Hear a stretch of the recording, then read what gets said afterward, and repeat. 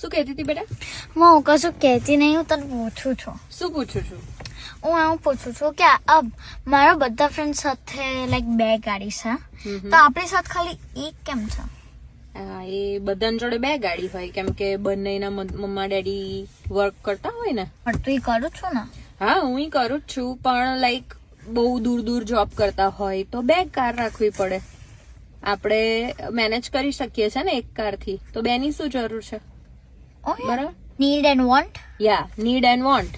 તો નીડ શું છે અત્યારે આપણે 1 કારની, બરાબર છે. વોન્ટ હોઈ શકે, આપણને એવું થાય કે ભાઈ આપણે 2 ગાડી લાવીએ, હજુ કોક મોટી ગાડી લાવીએ.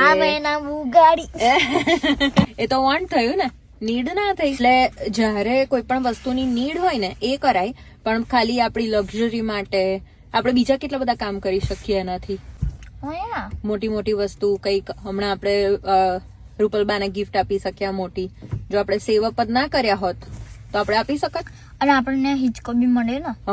તો પછી આપણે જો આપણે બધી ખાલી વોન્ટમાં જ મની વેસ્ટ કરી નાખીએ તો પછી આપણી નીડ પૂરી થાય. તો તું કહેજે કે નીડ કહેવાય કે વોન્ટ કહેવાય? Okay. Good healthy food. Need. Pizza. Want. Weather wise clothes. Need. પણ સ્વેટર સમરમાં ના સ્વેટર સમરમાં ના પહેરાય, પણ એ લાવવું પડે આપણે, રાઈટ, વિન્ટર માટે. પણ અમુક ખાલી આપણે કોક દિવસ શોપમાં જોઈએ કે પછી બહાર બી કે કોસાક પર જોઈએ ને એવા ક્લોથ્સ લાવવા હોય તો વોન્ટ. પછી આપણે કોકનું જોઈને પેલું એ કરીએ કે ભાઈ આની પાસે છે એટલે હું લાવું. Want.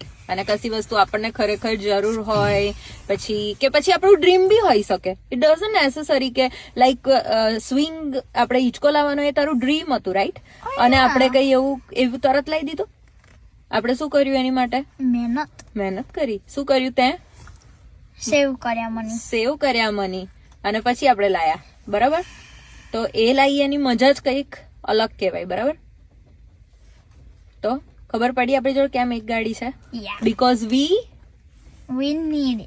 Need 1 car. Okay, not want. હા. ને આપણે સહેજ પણ યુ શુડન્ટ ફીલ કે આમ કે બધા જોડે 2 છે, મારી જોડે 1 છે. ના, આપણે જરૂર નથી. It was just like a random question. It was random question. Good to ask questions.